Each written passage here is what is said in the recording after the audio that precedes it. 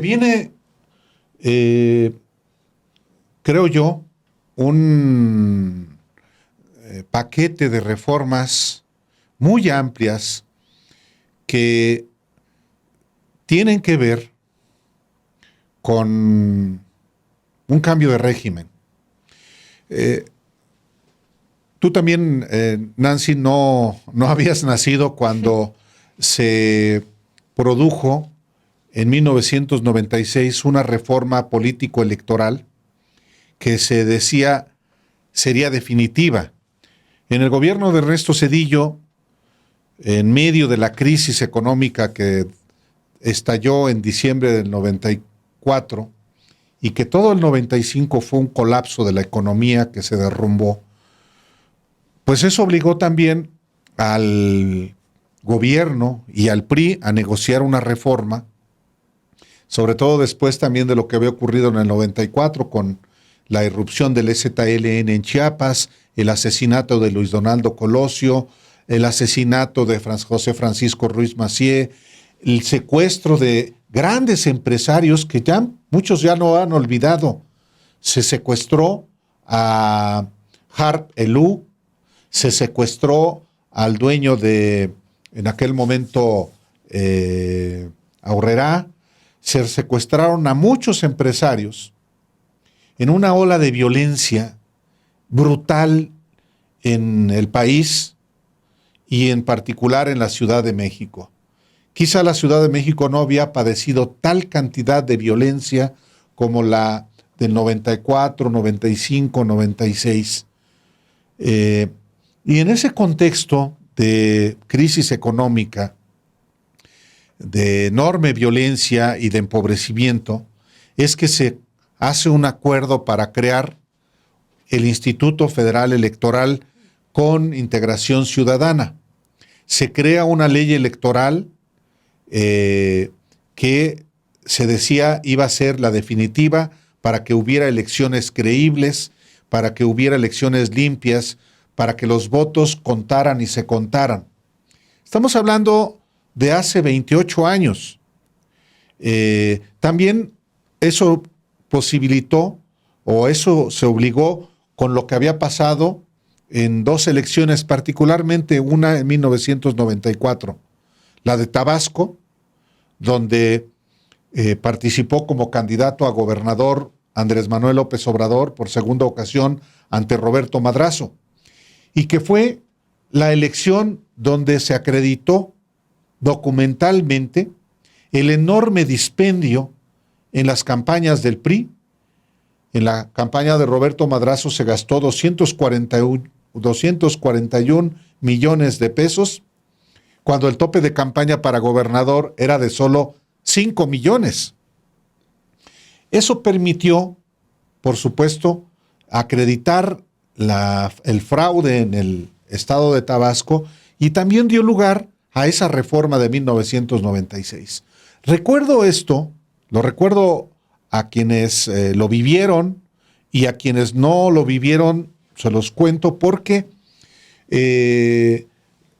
la elección, la primera elección con ese nuevo entramado jurídico e institucional para las elecciones fue en 1997. Y en esa elección, por primera vez en la historia, el PRI pierde la mayoría en la Cámara de Diputados. La segunda fuerza se convierte el PRD, ya presidido, encabezado por Andrés Manuel López Obrador. Y el presidente del PAN era Felipe Calderón. Fíjense. Bueno, gana Cuauhtémoc Cárdenas la primera elección a jefe de gobierno de la Ciudad de México y, digamos, el país parece tomar un camino de democracia, que luego, en el año 2000, con la alternancia a la presidencia de la República, supuestamente es la consolidación del cambio democrático. Pronto se vería que era un cambio embustero, porque en 2003, a la mitad del gobierno de Vicente Fox, la integración del Consejo General del INE ya es del PRIAN, con Luis Carlos Ugalde como presidente, ya pensando en la elección del 2006. Pero digo todo esto porque la elección del domingo 2 de junio se hizo con las leyes y con las instituciones del PRIAN. En 2013-2014, en medio del Pacto por México, el PRIAN reforma la Constitución y crea el Instituto Nacional Electoral, ya no el Instituto Federal Electoral. ¿Por qué el Instituto Nacional Electoral? Porque en la idea del PAN, que fue el impulsor de esta reforma, se iba a abaratar la democracia, va a ser menos costosa la organización de las elecciones. Eso no ocurrió. Bueno, lo único que ocurrió fue que Lorenzo Córdoba se quedó como presidente del INE hasta el año antepasado. Digo todo esto, insisto, y a lo mejor le estoy aburriendo a usted, pero lo que debe ocurrir es una serie de reformas, no solamente la del Poder Judicial, sino las reformas a las leyes y a las instituciones electorales para hacer, por supuesto, más baratas las elecciones. Pero para eso se requiere modificar la Constitución, porque la fórmula, mucha gente no sabe, la fórmula para asignar los recursos económicos a los partidos está en la Constitución. Y eso hay que cambiarlo. Entonces, un cambio de régimen significa un cambio de reglas y significa un cambio de instituciones. Si se quiere profundizar la democracia, consolidarla, debe haber nuevas leyes y nuevas instituciones. La oposición, se los adelanto, van a ser los primeros en que quieran cambiar las reglas, porque con las reglas que ellos mismos crearon, fueron derrotados, y ahora esas leyes, a ellos, si quieren volver, que lo dudo, no que quieran, sino que lo logren, ellos van a querer cambiar esas reglas. Y eso está muy bien, que haya un ambiente reformista para transformar las reglas y las instituciones de este país, precisamente para consolidar un nuevo régimen democrático por la voluntad mayoritaria de los mexicanos, que fue la que se expresó el 2 de junio. Sí, justamente esto de que se quejan o empiezan así las críticas de cuánto va a recibir Morena por el nivel de votación que obtuvo, pero es un dineral, ¿eh? Sí, claro, pero son las reglas que ellos pusieron hace años. Entonces, ahorita Morena va a recibir el dinero que le corresponde conforme a la ley. Que ya la cambien con esta reforma de todo, va a ser bueno, va a ser lo bueno para que en algún futuro ellos, si Morena sigue ganando, a lo mejor en esta reforma viene eso, ¿no? De cambiar cuánto reciben los partidos políticos. Pero también le va a afectar a los que sigan existiendo, ¿no? En el caso del PRD ya no le va a tocar, pero si siguen existiendo el PRI y el PAN, le va a tocar menos dinero si así lo manda la reforma. Bueno, ¿por qué está recibiendo una cantidad obscena de dinero público Morena? Porque eso está en la Constitución. No es voluntad de Guadalupe Tadei o quienes estén en el INE. Eso es muy importante dejarlo claro. La fórmula de asignación de recursos está en la Constitución y eso hay que cambiarlo. Eso, y se presenta ahora la coyuntura para una modificación importante. En una discusión en la que también se deberá definir si desaparecen las plurinominales. Por ejemplo, que la reforma del presidente López Obrador, el Plan B, que fue desechado por la Suprema Corte, establecía pues una representación en el Congreso conforme a los votos, ya no la sobrerepresentación que también está en la Constitución. En la Constitución se establece que se asigna un 8% adicional al partido político que gane. Entonces, esas reglas del juego ya no le benefician hoy a la oposición. Sí. No las cambió el PRIAN porque quería, evidentemente, una vez más beneficiarse de ellas. Pero en el 2012, con Enrique Peña Nieto, no el PRI y el Partido Verde tuvieron una sobrerepresentación. Y por eso la aprobación exactamente, también del Pacto por México, además de que se le sumaron el PAN y el PRI. Pero, bueno, es la oportunidad esta, la que da el mandato popular de 2 de junio, de generar reformas que, para empezar, hagan más barato los procesos electorales y no las millonadas. Que, por cierto, Morena se comprometió a devolver el dinero y no lo hizo. Bueno, parte del pragmatismo, que quede en la ley establecido la disminución drástica de los recursos públicos a los partidos políticos y a los candidatos. Claro. Otra reforma interesante y que yo creo que va a causar mucho ruido es la de la reelección, ¿no? O sea, no le va a gustar a muchos políticos, incluso de Morena, van a, sí, y quizás no estar en contra de que ya no haya reelección para estos cargos. Pero pues al final de cuentas va a quitar muchos vicios, desde los poderes legislativos hasta los presidencias municipales que si se reeligen, a pesar de quizás los bajos resultados, en el caso de los congresos, las faltas, la falta también de proponer las iniciativas, todo esto, son estos tipos de cosas que se buscan con quitar la reelección de estos cargos, sí, también desaparecer los vicios. Sobre todo en el Congreso. Entonces, pues sí, es parte de lo que las prioridades, por ejemplo, de Claudia Sheinbaum. De hecho, Claudia Sheinbaum, en la entrevista que tuvimos aquí en el estudio, ella al inicio de su campaña nos dio la primicia aquí que ella iba a proponer eliminar la reelección, todo tipo de reelecciones en este mismo espacio. Y pues sí, es parte de lo que deberá haber en esta legislatura que comenzará el 1 de septiembre. Durará 3 años en la Cámara de Diputados y 6 años en el Senado. Se abre la enorme oportunidad de hacer muchísimos cambios que cambien, ahora sí que cambien, perdone la redundancia, el rostro jurídico e institucional de México y que se pueda acreditar que es un nuevo régimen político más democrático. Dice Germán Robles, esa fórmula es lógica, Álvaro.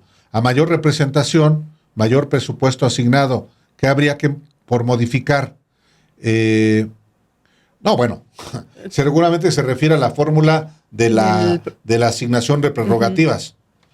Pues, ¿cómo que habrá que modificar? El inmenso volumen de dinero público para los partidos políticos. Si lo que también la gente votó por el ofrecimiento de austeridad.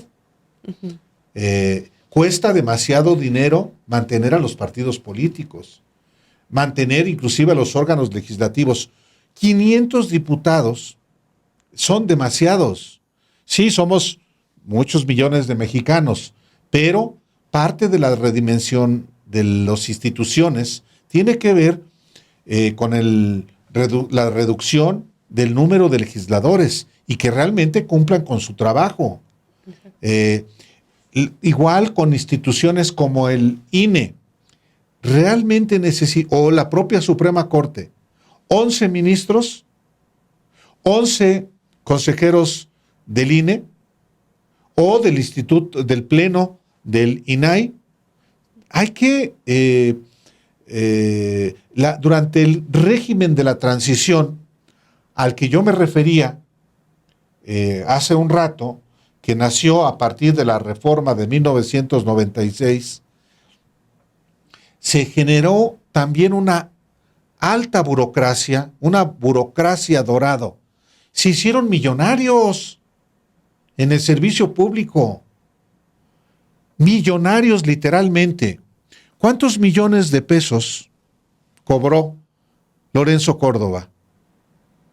Y no es porque deban ganar el mínimo los quienes se han preparado para cumplir una responsabilidad como esa, pero sí son muchos abusos. Sí hay muchos abusos y eso es por lo que se ha también manifestado la sociedad mexicana el domingo en la elección del 2 de junio. En fin, oye, hoy hablando del INE, hoy el presidente López Obrador, Nancy, también se refirió al trabajo que realizó el Instituto Nacional Electoral en las elecciones del 2 de junio y de manera particular reconoció el trabajo de Guadalupe Tadei, su presidenta. Uh-huh. Le preguntaron al presidente si, bueno, le plantearon que Guadalupe Tadei estaba siendo presionada, ¿no? En esto mencionaron de lo del conteo rápido que tardó un poco más en salir, que ella estaba siendo presionada para que saliera antes. Justamente mencionaron que Ugalde en las mesas de diálogo que estaban teniendo ese mismo día, se quejaba, ¿no? de la tardanza por el conteo rápido. Pero bueno, el presidente también dijo, ¿cómo se puede quejar si cuando él estaba de presidente en el INE, en el IFE entonces IFE 2006. Pues ni siquiera salieron a dar resultados. Sí. Entonces, pues sí, el presidente dijo que me ha gustado el desempeño de la presidenta del INE. No sé si está sometida a presiones o no, pero ha actuado bien. Y dijo, desde luego, si fuese por el INE o por el tribunal, no tendríamos democracia. La democracia la tenemos por el pueblo. No olvidemos eso. Se gana cuando el pueblo decide ser libre. Vamos a escuchar lo que dijo esta mañana el presidente. No quiero meterme a opinar sobre el INE, solo decir que me ha gustado el desempeño de la presidenta del INE. No sé si esté sometida a presiones o no, pero actuó bien, ha actuado bien. Estaba yo pendiente de la información sobre los resultados de los conteos rápidos y veía yo, escuchaba cómo los del bloque conservador, por cierto, uno que fue también presidente del INE, cuando el fraude del 2006, Ugalde. Sí, hablando, y otros también, de que qué barbaridad, el INE está muy mal, ¿sí? ¿Con qué autoridad moral opinan, ¿no? Si ellos, este señor Ugalde, en vez de dar a conocer en la noche el resultado del conteo rápido, salió a decir de que estaba muy cerrada la elección y de que dejaban sin información al pueblo. No se atrevieron y lo que hicieron fue echar a andar el PREP amañado. Pero así como si ellos fuesen muy rectos, honestos, eficaces, ¿no? Criticando que se estaban tardando en dar el resultado, que estaba muy mal, ¿no? El INE, que se tardaba. Y salió la señora, ya dio a conocer con una muestra bastante amplia, cercana a los resultados. Entonces, yo estoy, no sé si está siendo presionada o no, yo estoy muy satisfecho con su desempeño. Desde luego, si fuese por el INE, si fuese por el tribunal, no tendríamos democracia. La democracia la tenemos por el pueblo. No olvidemos eso.